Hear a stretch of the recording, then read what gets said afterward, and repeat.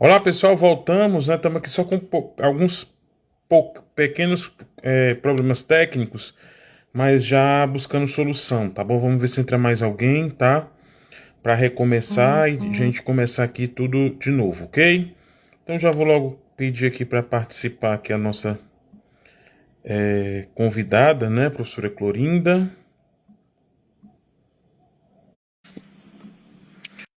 Professora, a senhora pode inclusive já pedir para entrar na sala, tá? Pedir para participar aqui da nossa conversa. Peça aí o convite, que aí daqui, tá? A gente faz aqui o aceite. Ok, professora? Tente aí entrar novamente.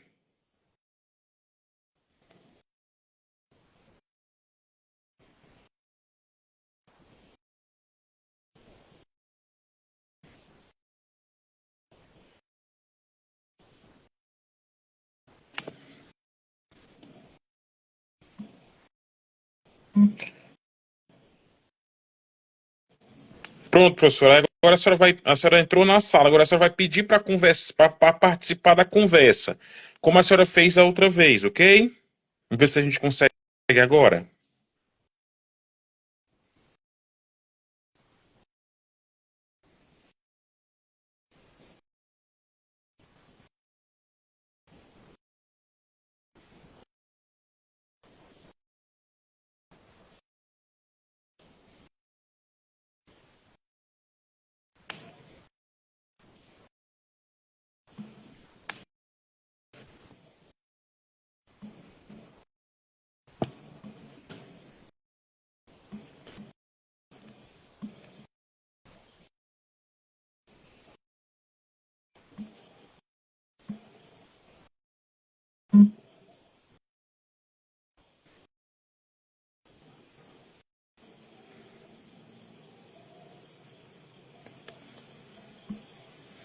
Professora, aqui onde a senhora colocou o comentário, tá? A senhora vai encontrar uma câmera, um íconezinho de uma câmera, tá? A senhora pode clicar em cima e aí a senhora vai pedir para entrar, participar da conversa, nesse íconezinho.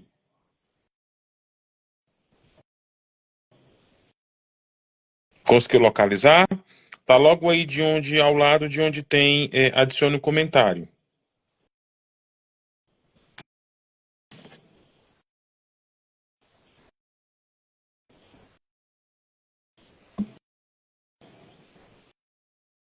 Conseguiu, professor, localizar?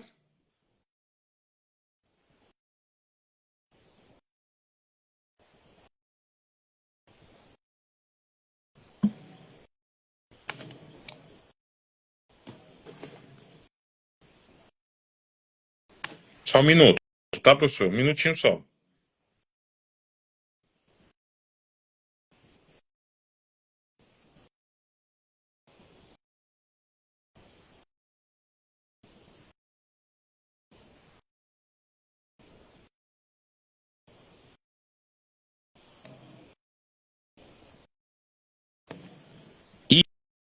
Isso, vê, isso, aperta esse maisinho.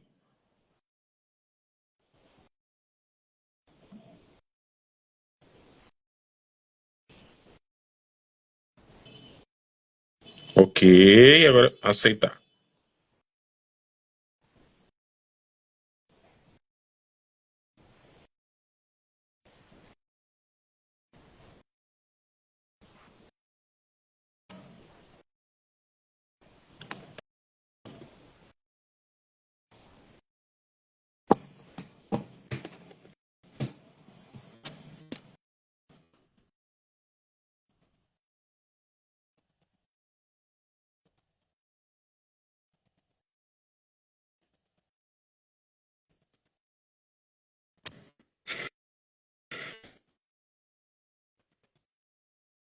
A senhora está conseguindo. A senhora não está aparecendo aqui na sala, professora, comigo. Só um minutinho.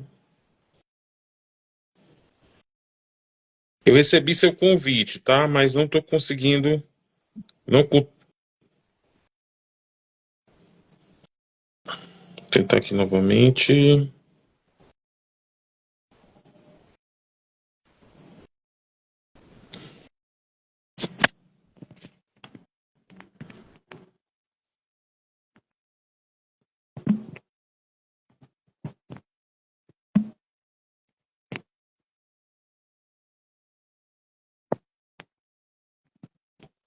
Não estou conseguindo adicionar a senhora na sala. Só um minutinho, pessoal. Rapidez. Tentar aqui mais uma vez.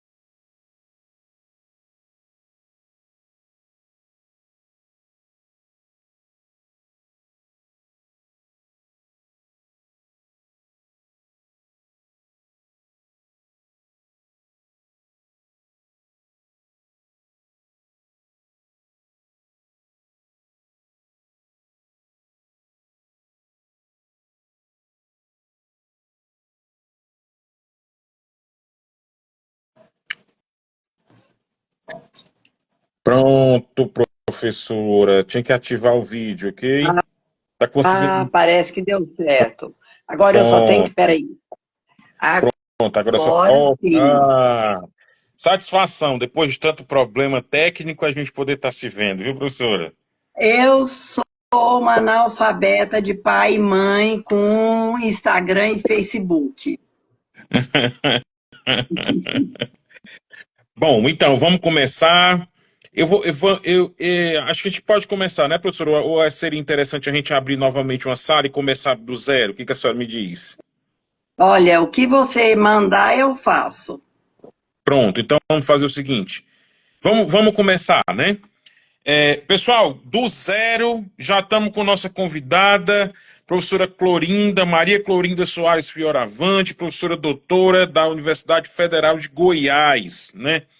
Presença extremamente ilustre que abre a sequência de lives aqui proposta pela Associação de Buiatria do Ceará, com o intuito de fortalecer a participação feminina das mulheres no âmbito da buiatria. Temos poucas mulheres atuando na buiatria, precisamos mudar esse quadro, viu, professora? Boa noite. E aí eu Boa noite. já inicio o nosso bate-papo, professora Clorinda, já lhe perguntando, né? Já sendo bastante direto, a senhora é especial para a buiatria brasileira, para a buiatria latino-americana, é especial para a buiatria aí de Goiás e do Distrito Federal. Mas me diga, quem é a professora Maria Clorinda Soares Fioravante? Bom, eu sou, primeiro, uma veterinária formada aqui na UFG em 1986. Tive, assim, a oportunidade imensa de fazer meu mestrado em Belo Horizonte, trabalhando com bovinos. Depois, comecei a dar aula aqui em 92. Vou para Botucatu em 95 fazer o doutorado também com bovinos.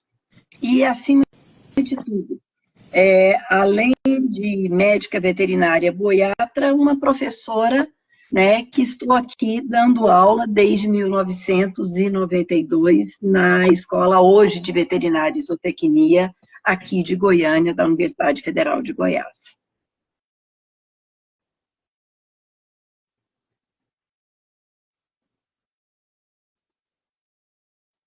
Oi, Daniel, vocês estão me escutando?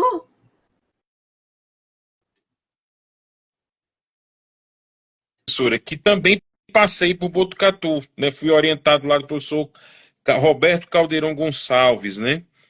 E foi uma honra ter passado por aquela escola. Mas, professora, o que lhe torna especial? Diga aí para os nossos buiatras aí de todo o Brasil, né? O que nos honra a presença da senhora aqui num mês tão especial como o mês de março, né? Um mês que é inclusive consagrado às mulheres, né? E aí eu vou inclusive já dizer, né? Professora Clorinda, pessoal, é a primeira e única mulher presidente da Associação Brasileira de Buiatria. Primeira e única mulher presidente da Associação Latino-Americana de Buiatria. Foi a primeira mulher também, né, professora, presidente da Associação de Buiatria de Goiás e do Distrito Federal. Então, de fato, a professora Clorinda é especial. É mulher e, além de ser mulher, ainda é especial, né? Mas, professora, me diga uma coisa, me tire uma dúvida. Lá no seu início, quando a senhora iniciou na faculdade, né, como era aquela realidade, né? Como foi para a professora Clorinda, né, estudar medicina veterinária num meio, professora, que ele era aquela época estritamente um meio masculino? Como foi lidar com esse tipo de situação, professora? Conte aí pra gente. Bom, Daniel, o especial é gentileza aí de vocês, né, de todo o grupo. E fazer veterinária na década de 1980, além de ser um curso masculino, era um curso muito machista. Nós éramos muito poucas, né, na minha turma, basicamente 7, e a minha arma secreta era o fato de que tinha um caderno que era o caderno mais cobiçado para as provas. Então, eu acho que isso começou a criar uma relação um pouco de dependência dos colegas do meu caderno. E também tinha uma questão de que, desde o começo, eu não era muito mansinha. Então, esse caminho de respeito dos colegas, ele foi aberto também com um pouco de excessos do meu lado, que eu tinha uma bolsa que eu andava com 2 livros de anatomia. Então, quando alguma coisa não acontecia muito da maneira que eu achava, a bolsa algumas vezes foi arremessada em algumas costas. Então, de uma maneira meio Mônica, e o coelhinho azul da Mônica, começou esse caminho de conseguir o respeito dos colegas. Brincadeiras à parte, essa questão do fato de discutir uma matéria, de estudar junto, de estar sempre disposta a trabalhar junto, eu acho que fez uma diferença e me permitiu conquistar esse espaço. E desde o começo eu tinha muita vontade de trabalhar com grandes animais, já trabalhando com cirurgia, com clínica. Então não foi fácil, mas também não foi, vamos dizer, uma coisa traumática. Por quê? Porque quando você mostra para as pessoas o que você faz, o que você é capaz, o respeito vem. Então, eu acho que começou aí com uma relação que era entre tapas e beijos, e depois uma relação mais carinhosa no sentido de compartilhar o conhecimento e essas experiências a campo. até hoje, o nosso ambiente aqui é um ambiente muito, muito machista. Para vocês terem ideia, eu fui, até o momento, a única mulher a ser diretora de uma unidade de agrárias, a primeira e a única aqui na escola de veterinária e zootecnia e também na agronomia. A agronomia nunca teve nenhuma mulher na direção. Professora, a gente sabe que isso precisa mudar, né? De fato, a gente sempre tem conversado bastante e nós temos levado essa mensagem aqui do Ceará, né, da importância desse fortalecimento, da atuação, a gente conversando bastante com principalmente essas meninas que agora estão nos grupos de estudo, né, e que têm participado e que inclusive têm mudado muito o perfil do nosso curso. Mas, de fato, a mulher precisa ocupar os espaços, e eu sempre gosto de deixar isso muito claro. Eu sei que isso pode parecer um clichê, mas nós precisamos entender isso, inclusive com a verdade absoluta, que o lugar da mulher é onde ela quiser, né? E esse machismo, né, muitas vezes esse preconceito, ele precisa ser de fato encarado e precisa ser derrotado, né? Porque eu sempre gosto de dizer da competência, da dedicação, da delicadeza, como muitas vezes as mulheres conduzem todo o processo, né? Todo o seu processo de trabalho, as missões profissionais, as missões em casa, muitas vezes com dupla jornada, enfim, né? E aí, professora, me diga uma coisa. A professora Clorinda formou-se em medicina veterinária pelo UFG, e aí ela chegou lá no mercado de trabalho para exercer a buiatria. Professora, quais foram os principais desafios que a senhora enfrentou, tá certo? Assim que a senhora chegou no mercado de trabalho, assim que a senhora chegou no campo? Bom, o meu mercado de trabalho ele foi muito interessante porque foi muito variado. Então, logo que eu me formei, a época eu me formei muito jovem, eu estava com 21 anos, eu passei em um concurso da Secretaria de Saúde do Estado e eu comecei a dar aula em um colégio de segundo grau. E aos finais de semana, geralmente eu ia trabalhar numa cooperativa no interior com um colega. Até eu assumir nesses dois concursos, eu tive talvez uns 6 meses trabalhando mais no campo. E era muito interessante porque o susto era muito grande de uma mulher ali fazendo cirurgia.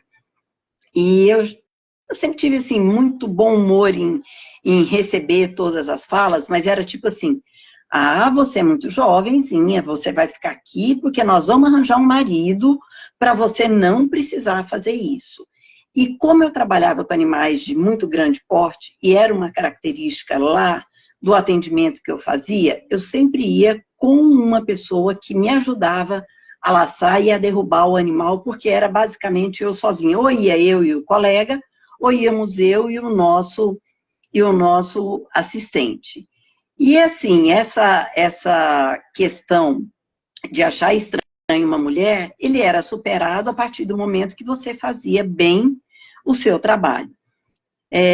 Nunca teve nenhuma situação desagradável de um outro tipo de assédio, a não ser as brincadeiras mesmo, e muitas vezes eu entendo que elas não eram mal intencionadas. Mas essa postura no campo e esse aceite, no finalzinho da minha graduação, no período que eu estava me preparando para o mestrado, 2 professores de cirurgia de grandes, eu os acompanhei muito, o professor Mauro e o professor Luiz Franco.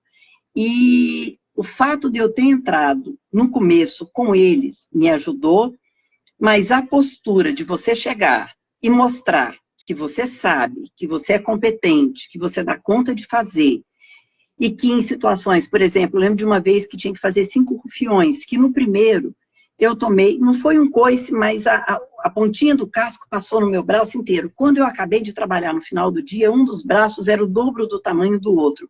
E o fato de ter me machucado não me impediu de continuar trabalhando. Então, eu acho que essa característica da persistência e da competência mostrou para aquelas pessoas naquele momento que, mesmo sendo mulher, era possível fazer um trabalho adequado e mesmo sem ter a força física, às vezes, para um animal muito grande, de 400, 500 quilos, o fato de ter ali um auxiliar que trabalhava comigo, me auxiliando, né, garantiu que o serviço fosse feito. Talvez, eu acredito que hoje, Daniel, isso teria sido mais fácil. Por outro lado, hoje, a preocupação que eu tenho na condição de docente é que você vê um número cada vez menor de mulheres se interessando pelo trabalho de campo. E aí também de meninos. Então, nós temos hoje, na buiatria, em termos de trabalho de campo, se você olhar ao longo do tempo, uma redução do número de pessoas. E hoje nós temos, como aqui e aí, um curso de medicina veterinária que aqui em Goiânia, hoje nós já somos 70% de meninas que estão se graduando a cada ano na medicina veterinária. Professor, eu inclusive até lhe perguntar isso, né? Ele perguntar isso exatamente porque o que a gente tem observado, né? Inclusive, isso é um dado de pesquisa científica, agora recentemente, que foi produzido pelo professor Felipe Volk, lá da Universidade Federal do Paraná, né? Uma publicação super interessante, que é o Atlas da Demografia da Medicina Veterinária aqui no Brasil, né? Então, uma publicação super interessante, eu acho que vale a pena os colegas tomarem conhecimento, né? E realmente na pesquisa, essa pesquisa ela mostrou muito claramente esse perfil, né, de mudança ao longo dos anos. Nós temos observado, né, na minha época, professor, e eu estou falando de 95, uma coisa bem recente, nós éramos uma imensa maioria de homens nas escolas de veterinária, né? Hoje eu tenho a oportunidade de ministrar aula em escolas particulares e eu chego a pegar turmas, professora Clorinda, que de 30 alunos, nós temos 4 homens, 3 homens, né? Ou seja, hoje o curso de medicina veterinária, ele é predominantemente cursado por mulheres, né? E assim, como é que a senhora enxerga essa mudança? Como é que a senhora enxerga? Isso tem sido positivo? O que tem de positivo, mas acima de tudo, o que tem de desafio para que essas mulheres possam alcançar sucesso no mercado de trabalho e, inclusive, trabalhando na perspectiva, professora, de não negligenciar as outras áreas da profissão, né? Que isso é uma coisa que tem preocupado bastante, né? Como a senhora colocou, muitos alunos fugindo do campo, do trabalho de campo, né? Muitos alunos se afastando dessa realidade, né? E aí, como é que a senhora enxerga, o que tem de positivo e quais são os desafios que estão postos diante desse cenário? Bom, nós temos hoje, no Brasil, a feminilização do ensino superior em praticamente todas as áreas. Se a gente pegar ali as 8 grandes áreas do conhecimento, só 2 não são hoje maioria de mulheres, que são exatas e da terra e engenharias. Em todas as outras áreas, o crescimento feminino foi muito grande. Claro que algumas áreas, as áreas que a gente chama do cuidado, como saúde, algumas áreas relacionadas à educação, as mulheres já eram a maioria. Mas o crescimento mais rápido foi o das agrárias. Por outro lado, a gente tem algumas contrassensos. Você mesmo me apresentou no começo como a única mulher que já foi presidente da Associação Brasileira de Buiatria, a primeira e a única da latino-americana. Eu acho que o grande problema da mulher é que, quando ela começa na carreira, ela tem ali uma paridade, tanto em termos de número de empregos, como de salário. À medida que isso vai subindo na carreira, por exemplo, vamos pensar aí numa profissão em uma empresa que trabalha com produtos agropecuários. À medida que vai subindo na escala de poder e também de salário, o número de mulheres vai diminuindo. Se a gente olhar no mundo agro, hoje, a predominância dos espaços de salários maiores, de gerência, são todos eles masculinos. Se a gente olha na perspectiva científica, a mesma coisa. Quanto mais se sobe na carreira, menos mulheres tem. Então essa é uma realidade inequívoca que a gente precisa para além da competência técnica, para além do trabalho, buscar espaços, ocupar espaços de poder, para poder tentar mudar esta realidade e abrir caminho para que outras mulheres também o façam. Na área científica já tem várias teorias, o teto de vidro, o efeito tesoura, que eu acho que ela se aplica basicamente para qualquer área. E para você ocupar esses espaços de poder, de gerência, você tem que ter muito mais tempo e você tem que ter, talvez, uma agressividade maior na conquista daquele espaço, que não é uma coisa muito natural da mulher. É natural da mulher trabalhar, a gente esperar que seja reconhecida, mas muitas vezes falta o arrojo no sentido de brigar por aquele espaço. Então, eu acho que talvez, nessa questão da carreira, de ter postos dentro de uma carreira, com salários maiores, com espaços de poder maiores, vai depender da gente estar disposta a investir um tempo maior nisso, que vai ser tirado de outras coisas, vai ser tirado do tempo para a família, do tempo de cuidado com a gente mesma. Mas é uma realidade posta que precisa ser enfrentada. Então, assim, essa preocupação dessa igualdade salarial, dessa igualdade de oportunidades, ela é real, e ao mesmo tempo essa preocupação de como nós, da buiatria, mostrarmos que é prazeroso, que pode trazer recursos e que é muito importante que a gente tenha homens e mulheres buiatras de uma formação sólida trabalhando no campo. Senão, nós vamos ter muita dificuldade daqui a uns anos com a nossa área, em termos de que maneira nós vamos responder a essa demanda. São perguntas difíceis, Daniel, e que às vezes a gente não tem respostas prontas e fáceis para poder resolver esses problemas. Sem dúvida, viu, professora? Existem muitos desafios, essa questão que a senhora toca, né? Da questão salarial, essa disputa de espaços, as ascensões da carreira, realmente são desafios que precisam ser trabalhados, né? Em busca exatamente de que a gente tenha outros cenários, né? Inclusive os cenários de uma ascensão muito mais consolidada e uma ascensão muito mais forte da mulher. Né? Eu queria registrar aqui, professor, a presença de algumas pessoas, né? A gente tem aqui representantes da Associação Paranaense de Buiatria, que a gente está com a professora Priscila Fajardo, né? Que está dizendo que a professora Clorinda é maravilhosa, né? A gente tem aqui a Nicole Marcon, que também está presente, foi orientada, se não estiver enganado, salvo engano, orientada do professor Júlio, né, esteve presente lá no Recife, no Congresso. A gente está com alunos de curso de veterinária, nós temos alguns colegas aqui, tá, o canal Papo de Veterinária, que é um canal bacana, eu sempre tenho assistido os conteúdos, né? Eu estou com alguns alunos meus, professores, aqui presentes, prestigiando a professora Clorinda. Nosso presidente, Koloviski Dantas, também está aqui com a gente. Obrigado, presidente, pela presença. Também, professora, temos a primeira mulher a ocupar um cargo de diretoria na Associação de Buiatria do Ceará, que é a doutora Keila Moreira, né? Quem sabe, num futuro bem próximo, se juntará aí esse rol seleto, né, de mulheres que presidiram associações de buiatria. Inclusive aqui a gente tem a professora Priscila, né? Professora Priscila Fajardo, que é a presidente atual da Associação Paranaense de Buiatria, né? Obrigado, viu, professora, pela presença aqui com a gente. A senhora falava, professora, da feminilização da profissão, né? A gente vê muito, e aí a gente tem discutido isso, falado intensamente nos últimos anos, né?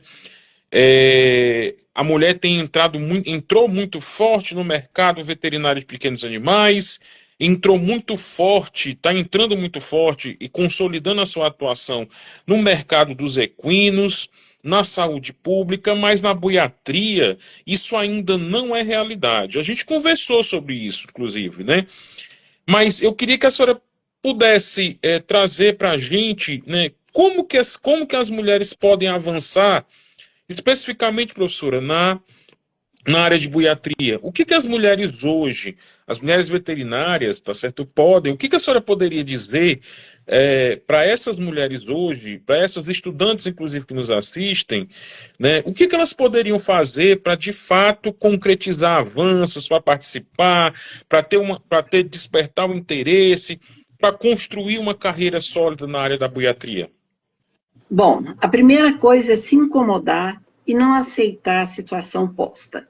Então, eu gosto muito de contar essa história. Eu contei ela numa conversa com as meninas, com a Kalina, sobre isso. É o Congresso de Buiatria de Curitiba, aí talvez 2006, 2004, não vou me lembrar bem o ano. Quando eu olhei a programação, eu fiquei muito brava, muito brava. Tinham 100% dos palestrantes homens. 100%. E aí, aquilo me incomodou de uma maneira muito grande. E eu tinha uma proximidade muito grande com o pessoal lá da USP, principalmente a professora Alice e a professora Consuelo, da Bahia. E falei, meninas, vamos fazer confusão? Vamos atrapalhar um pouco essa questão? E a gente combinou de levar todos os banners que a gente pudesse, cor-de-rosa choque. Eu até passei para o Daniel outro dia uma mensagem, vou ver com o Ivan, se eles têm alguma foto. Eu sou muito ruim de foto, então eu acabei não tirando. E a gente levou esses pôsteres, e eu falei isso nas reuniões. Eu falei, gente, isso está errado. Nós temos um monte de profissionais bem qualificadas, com tanta competência quanto os meninos, para poder ministrar palestra. E isso me rendeu o seguinte, é assim? Então vamos fazer o seguinte, então você vai assumir um congresso. Então vamos embora, vamos fazer um congresso onde possa. Então a provocação acabou me levando à situação de falar, então vamos embora fazer um congresso lá em Goiânia. E a gente não era associação ainda. Então, o que foi uma coisa muito maluca, porque eu acabei sendo presidente da Associação Brasileira de Buiatria, naquele esquema que quando finalizou o congresso, eu assumi, né, que foi em Belo Horizonte, eu assumi, para o próximo ser no Pará. Só que aí eu tive que montar a Associação de Buiatria de Goiás e do Distrito Federal, porque a gente precisava ter o CNPJ. Então, dessa maneira, não só eu fui a primeira, como eu fui a fundadora, né, na condição de presidente, exatamente a partir dessa provocação. Então, assim, a gente precisa se colocar e a gente precisa se incomodar e precisa ocupar os espaços. Então, não adianta você esperar que alguém vai olhar para você e dizer, olha, vem cá, assume isso aqui, esse aqui é seu espaço. Então, primeiro você incomoda, depois abrem-se os espaços, você ocupa e faz o que você tem que fazer para que o espaço fique aberto para que outras venham.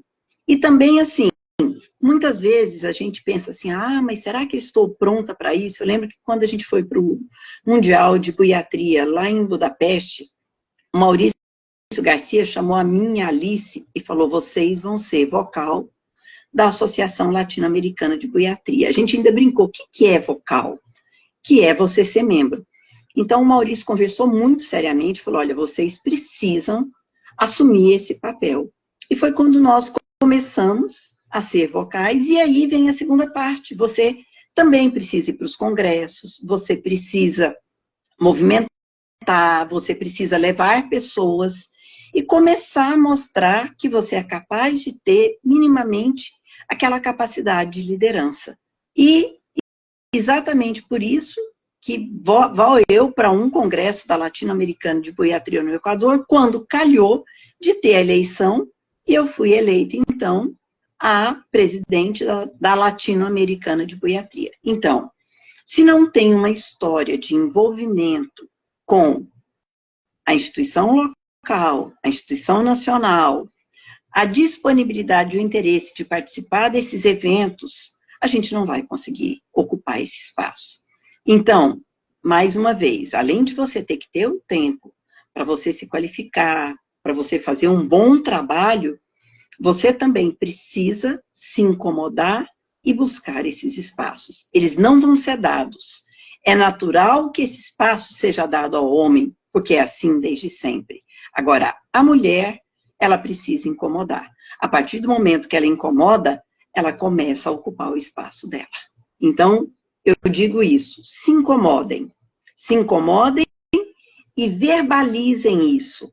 E falam, eu quero estar aqui e eu quero ocupar esse espaço. A partir do momento que as outras estão vendo que tem uma na frente puxando, fica mais fácil e a gente começa a ter, então, esses espaços, entre aspas, que na verdade é bobagem, não tem poder nenhum nisso, né? Você só tem trabalho, mas você passa a dar visibilidade. E outra coisa que me incomodava muito, eu cansava de ver aquelas mesas de abertura só com homem, gente. É o fim da picada, nós somos 50% da população, né? 51%. Então, é isso que a gente precisa cavar e conquistar os nossos espaços com trabalho e luta. Professora, inclusive a senhora é a nossa representante, né, a representante brasileira na latino-americana, não é isso? Como é que tá, professora, o trabalho da Associação Latino-Americana? Quando é que teremos próximo evento latino-americano? O próximo evento latino-americano eu acho que é Costa Rica. Eu preciso ter certeza. O último seria no Peru, ele foi cancelado pelos problemas políticos que o Peru viveu, vocês se lembram, né? Uhum. Teve uma fase muito complicada lá. Mas nós vamos, em breve, eu propus, né, da gente fazer uma reunião da buiatria brasileira toda com o coordenador da latino-americana. Então, vamos, eu acho que a gente precisa promover essa aproximação. Existe algum de nós, buiatras, que já se aproximaram um pouco do grupo de Paissandu, que talvez seja a buiatria mais antiga e mais consistente, né, do Uruguai aqui no Brasil. Então, eu já comentei da gente fazer essa reunião e nós vamos fazer essa aproximação em breve, Daniel. E conte com a gente, viu, professora, aqui do Ceará, para a gente poder tá contribuindo nesse processo, tá certo? Eu queria também aqui, professora Clorinda, registrar aqui participação de membros da Buiase, né, que é a Associação de Buiatria de Alagoas e do Sergipe, né? Aqui tem um comentário, né, da Nathalie Alvarenga, né, dizendo, viu, professora, que a sua trajetória é inspiradora, e é importante mesmo, viu, Nathalie, que a gente, de fato, traga, né, e coloque em cena pessoas que realmente possam inspirar, né, mais mulheres a gritar, a verbalizar, a se fazer presente, né, a ocupar, a se indignar, como a professora Clorinda colocou, né. Muita gente aplaudindo aqui, viu, professora? Da satisfação que está tendo de participar desse momento, né? Eu vejo aqui também colegas de todo o Brasil, né? Que a professora Priscila novamente dizendo que a senhora é uma inspiração, né? O nosso presidente também reforçando as palavras aqui, né? Muita gente aplaudindo, né? E aí, professora, o que a gente observa hoje, né? Hoje nós temos esse movimento. Tivemos ano passado, em 2023, tivemos o Congresso de Buiatria acontecendo em Recife. 2025, né, esse congresso ocorrerá em Fortaleza, e em 2027 nós teremos o evento acontecendo em Aracaju, professora. 3 congressos consecutivos no Nordeste. Né? A gente percebe que os buiatras da região Nordeste, eles hoje se encontram com uma tendência a ter um pouco mais de mobilização, de estarem mais mobilizados. Como é que a senhora vê as demais regiões, tá? Como é que a gente pode, de fato, contribuir nesse processo agora de articulação entre as associações, do fomento aos núcleos regionais, para que a gente tenha uma buiatria forte, não apenas uma região específica, né? Mas que a gente tenha um compromisso, uma buiatria forte no Brasil como um todo, né? Eu acho que isso é fundamental para que a nossa área temática, que muitas vezes as pessoas não conhecem, professora, que elas passem a conhecer, né? Então, o que a senhora poderia nos dar aí de dica, né, com esse horizonte aí de fortalecimento das associações regionais e fortalecimento dos núcleos? Olha, nós temos alguns grandes desafios, Daniel. Então, assim, o primeiro que eu vejo é o nosso modelo, que ele tem vantagens e desvantagens. Então, o presidente da associação, ele já recebe a associação com a obrigação de fazer o congresso, e acaba tendo muito mais foco na realização do congresso do que propriamente na execução, né, das ações de Boiatri. Segundo grande desafio, e eu acho que explica por que ela tem essas altos e baixos em alguns estados. Quando você tem a boiatria muito focada só nas pessoas que estão dentro da universidade, esse movimento, ele não é consistente. Então, enquanto ali você tem um grupo com os orientandos, com os que saíram, que estão ali, você consegue manter.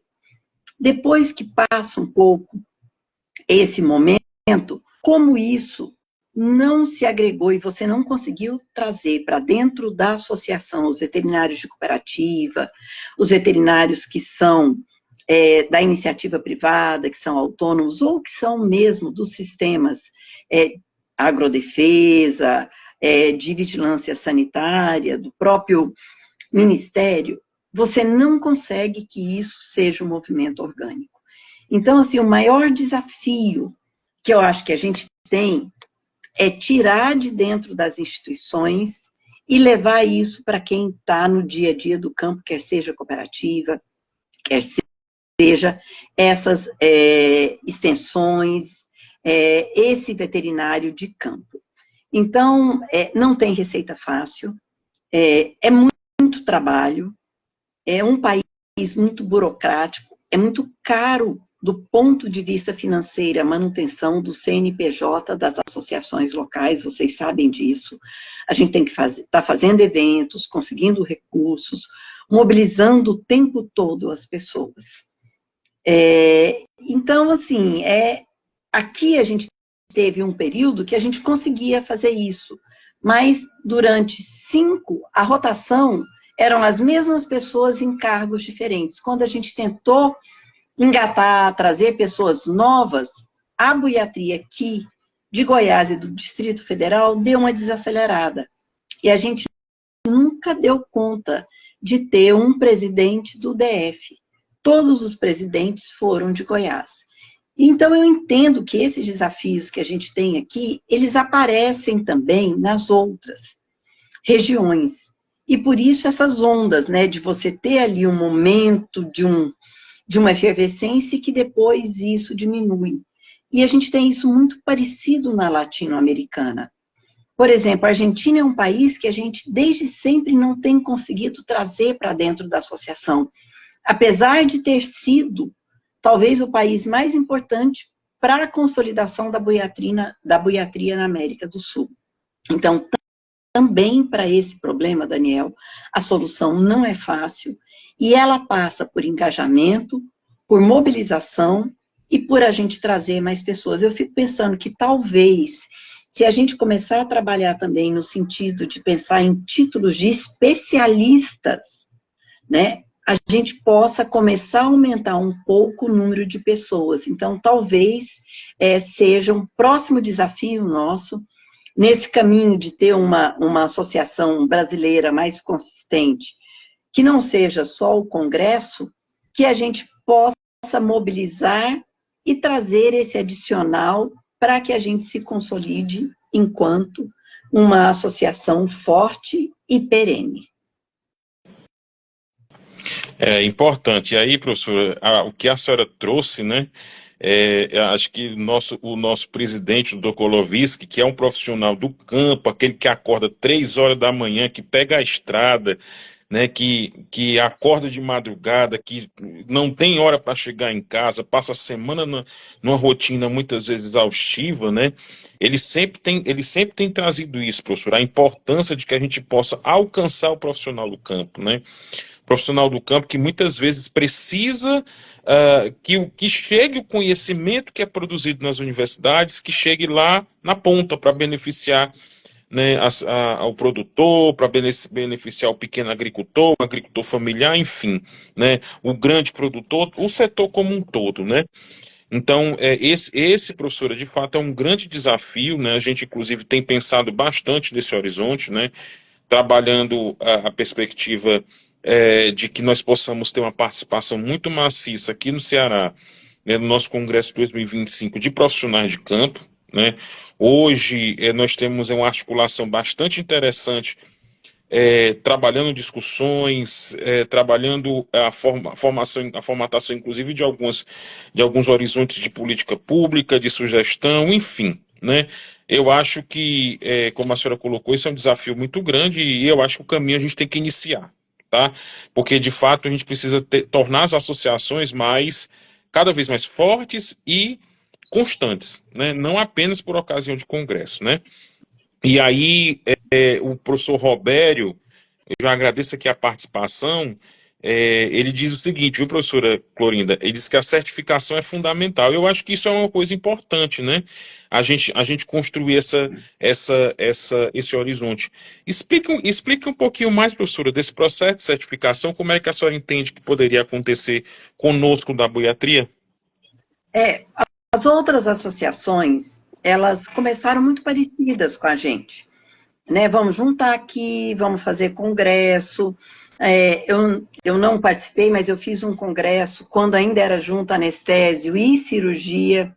Depois eu fui fundadora do Colégio Brasileiro, né, de Nefrologia e Urologias Veterinárias. E aí, principalmente na parte de pequenos, essa demanda pela especialização, ela é muito grande. E ela significa o diferencial para aquele profissional perante a sociedade, no sentido de valorizar o trabalho dele. Então, na boiatria, hoje já existe uma resolução do Conselho Federal que diz como isso faz. Então, o primeiro caminho nós já estamos fazendo, que é modificando o nosso estatuto e reorganizando, para que a gente possa ter comissões que tratem disso dentro da Boiatria Brasil, congregando, né, todas as nossas boiatrias regionais nesse esquema. E a partir daí, você trabalha, você constrói esse processo. Primeiro, a gente escolheria, vamos pensar assim, pessoas que seriam teoricamente de notório saber, para fazer a primeira prova, para fazer então essa certificação. Nos outros colégios, normalmente isso envolve um número X de horas comprovadas de atendimento naquela especialidade, um tempo X de trabalho naquela especialidade, e também existe uma prova em que aquela pessoa se coloca para fazer aquela prova e estar apta a ter oficialmente esse título, que é chancelado pelo Conselho Federal. Então, acaba sendo um atrativo muito interessante, porque é um qualificador, é um selo. Então, eu acho que isso seria muito interessante para a gente pensar na boiatria, né? Eu sou um boiatra, tá aqui. Eu sou um especialista com uma certificação. Seria mais ou menos isso. Ok, professora, importante, tá? Professora, vamos aqui. Vamos lá.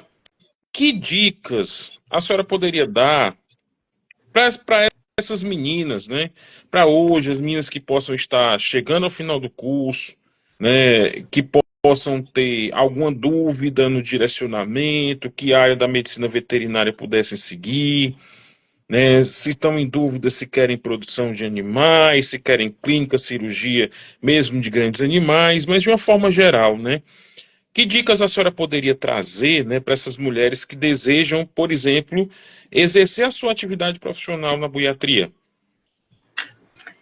Eu acho que primeiro, antes de mais nada, a gente tem que vivenciar para verificar se aquilo é o que vai fazer os nossos olhos e os nossos corações brilharem. E a nossa profissão, a medicina veterinária, talvez seja a profissão que tenha um leque de possibilidades de atuação que eu acho que não existe igual. Talvez em algum momento eu até prove isso, porque a gente está tangenciando aí a área da saúde e a área das agrárias. Então, primeiro, você tem que ter prazer em estar na zona rural, em trabalhar com esse aspecto de extensão e se qualificar.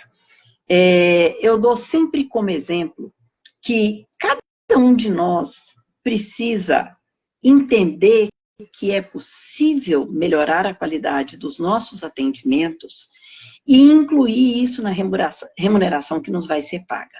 Então, vamos pensar hoje. Eu quero ser uma puiatra. Eu quero trabalhar com clínica de ruminantes. É possível fazer isso hoje sem ultrassonografia para atendimento de campo? Não. Então, você vai ter que investir em um curso e ter ali uma mínima formação que te permita avaliar um pulmão, um fígado, uma bexiga, para que você possa fazer um diagnóstico de qualidade. Várias vezes na boiatria, a gente sempre trazia aquele tema seguinte, o diagnóstico feito no pé do boi. Tem muita coisa mais simples de avaliação laboratorial que é possível de ser feita. É possível ser feito um hematócrito, com muito pouca coisa, é possível ser feito uma proteína total, uma densidade urinária, uma avaliação de urina com fitas.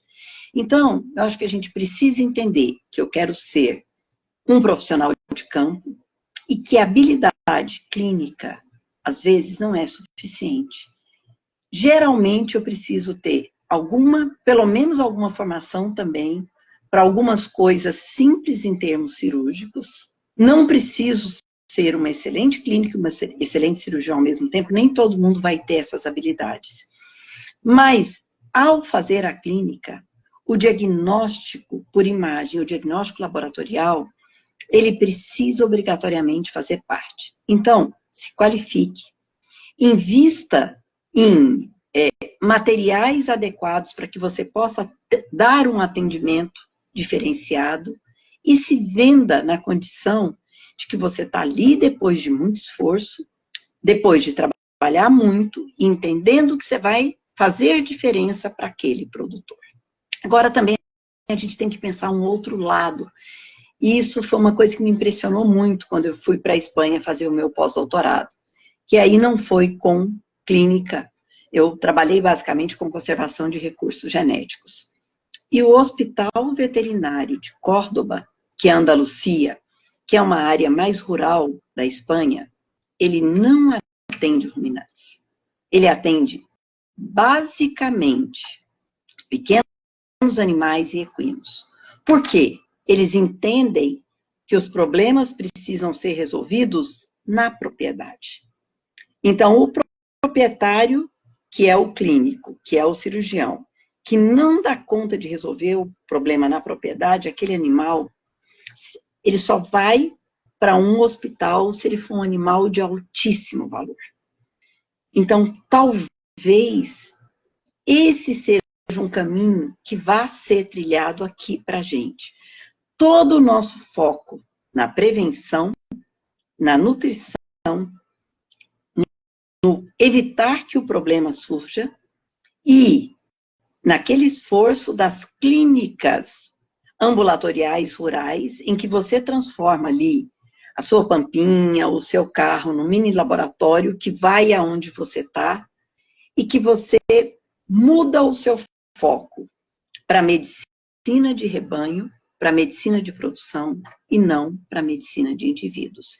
Eu acho que essas reflexões a gente tem que ter, e isso é muito importante que a gente as tenha na buiatria, para que possa, inclusive, dar luz para esses jovens e para esse novo mundo, para esses novos desafios que estão vindo aí pela frente. Perfeito, viu, professora Florinda?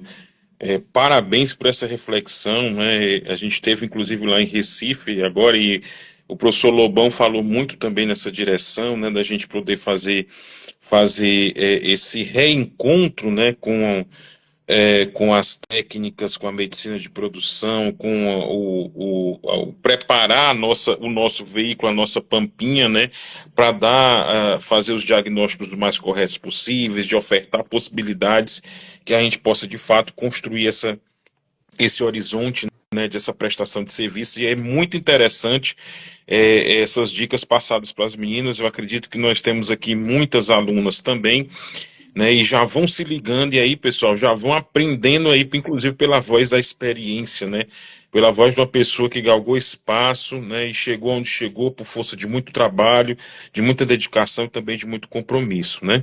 Aqui, professora, a gente também tem participando aqui o professor Rinaldo Mota, né, lá da UFRA, né.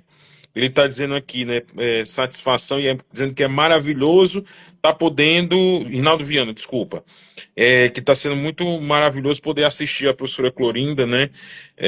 Eu também concordo, viu, professor? Para mim está sendo uma satisfação, inclusive, fazer esse bate-papo, né, num mês tão especial, com pessoas tão especiais, tá? Professora, nós vamos chegando ao final. Eu queria que a senhora fizesse aí as suas considerações finais, mas antes eu queria lembrar, né, aos nossos amigos aqui do perfil da Buiatria Ceará, que nós vamos continuar. Teremos ainda mais 2 lives, professora Clorinda. Inclusive, já fica o convite para a senhora participar também. No próximo dia 25, nós estaremos recebendo a professora Priscila Fajardo, de Londrina. Estaremos recebendo a professora Viviane Gomes, lá da USP. Estaremos recebendo também a professora Raquel Raimundo, lá do Rio Grande do Sul, que fazem trabalhos excepcionais, trabalhos extremamente interessantes, né, e que têm conduzido grupos de pesquisa, grupos de estudos, né, tem conduzido a professora Priscila Fajardo, única mulher presidente, atualmente a única mulher presidente de Associação Regional de Buiatria do Brasil, né? Mas, professora, com a palavra, e desde já lhe agradecendo imensamente de coração, tá certo? Pela sua participação aqui. No início nós tivemos alguns probleminhas técnicos, mas é assim mesmo. A gente precisa sempre manter a calma, e no final das contas o importante é que tudo deu certo, e deu certo com qualidade. Professora, suas considerações finais. Inicialmente, né, agradecer muito. Lembrar que o professor Rinaldo é meu parceiro lá na Latino-Americana também, viu? É o vocal suplente lá. A gente estava junto quando o Brasil foi eleito, né, o representante da buiatria latino-americana. É um prazer enorme ter essas conversas, é muito bacana a gente poder dar estimulando, motivando, e lembrando que, assim, é muito trabalhoso para todo mundo que se dispõe a estar numa associação, a fazer tudo isso, você gasta tempo, é tempo que você deixa de estar com a sua família, é tempo que você deixa de estar descansando, mas é exatamente quando a gente sai da zona de conforto que a gente consegue modificar o ambiente que está no nosso entorno. Então, a gente ter uma buiatria forte é fundamental para o nosso país, principalmente considerando quanto do nosso PIB depende, né, da agropecuária. Então, assim, a nossa responsabilidade, ela é muito grande. Em um mundo que está mudando muito, em áreas do conhecimento que estão mudando muito, às vezes é até meio assustador. Eu brinquei, né? Na verdade, eu só tenho esse Instagram por conta de uma época que eu fui candidata aí à reitoria, eu precisava disso e depois eu nunca mais entrei. Então, a hora que você me falou, eu até gelei. Eu falei, gente, será que eu vou dar conta? E eu brincava, eu falava que eu ia virar uma scientific influencer nas redes. Mas eu confesso, gente, que eu não conseguia agregar alguma coisa que me tomasse mais tempo, para além do que eu já tinha me envolvido. E talvez uma pequena birrinha de alguém que já está, né, bem no pé, nos 60, que não foi uma nata digital. Mas eu entendo que isso é importante, é o que você falou. Daniel, eu fiquei calma, não me estressei, estava sozinha, eu estou aqui ainda na faculdade. Se eu soubesse que ia ser dessa maneira, eu teria pedido socorro para alguém aqui do meu lado. Então, eu estava só eu aqui, as minhas vaquinhas da minha sala. Mas foi muito, muito prazeroso poder conversar com vocês, poder trazer essa palavra assim, de estímulo, no sentido de que para a gente fazer diferença, a gente primeiro precisa querer e segundo, a gente precisa estar disposto a ter uma doação. E isso que todos vocês que hoje estão frentes a qualquer associação de buiatria no país, o que está sendo feito é uma doação. Uma doação para a nossa profissão, uma doação para uma área que a gente sabe que é relevante. Não é só para o país, não, gente, é para a humanidade. A gente tem nas mãos a obrigação de continuar produzindo alimento e de garantir a saúde dos animais, do ambiente e das pessoas. Então, é um papel fundamental, principalmente nesse momento difícil de banalização da nossa graduação. Então, eu finalizo conclamando todos vocês a entenderem o quanto isso é importante e o quanto nós precisamos continuar brigando para falar não para o ensino da medicina veterinária EAD, falar não para os charlatões que estão por aí, principalmente no campo, ocupando os espaços de um trabalho sério, e falar não para os profissionais que não têm qualidade. Então, fortalecer as nossas associações, no meu ponto de vista, hoje, é a única maneira de valorizar e garantir a sobrevivência da nossa profissão. Então, seriam essas as minhas palavras finais, e assim, muito feliz e muito honrada de ter sido a primeira, né, a abrir essa série de lives com mulheres buiatras.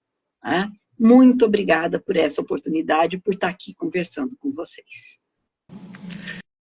Nós que agradecemos novamente, professora, de coração, tá certo? Leve aí virtualmente, né?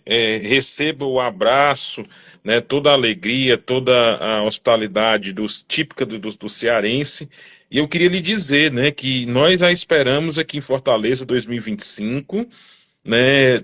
Estamos bastante otimistas, professora, querendo trazer algumas inovações e de repente vai pintar coisa boa aí para a mulherada buiatra, tá bom? Então, a gente inclusive conta com a senhora nessa direção, tá certo? E de novo, lhe agradecer profundamente a receptividade, a ter topado esse desafio de conversar, de fazer esse bate-papo, que a gente dizia, era um bate-papo descontraído, mas ao mesmo tempo sério. E foi isso que a senhora transmitiu para a gente, professora.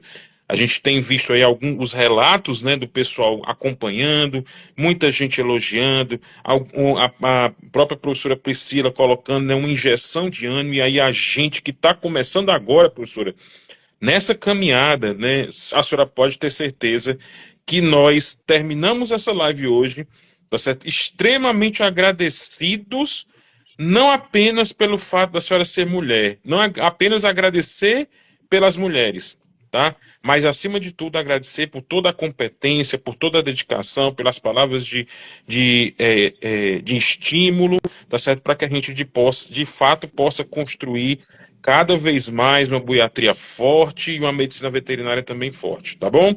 Então, muitíssimo obrigado, professora, boa noite, fique aí na santa paz do Senhor, e que a gente possa aí, se Deus quiser, dar continuidade, tá certo, a esse processo nas lives, né, nessa série de lives, próximo dia 25, conversando com a professora Priscila Fajardo, professora Viviane Gomes e também com a professora Raquel Raimundo. Não percam, tá certo? Um abraço, professora, boa noite. Beijo, abraço.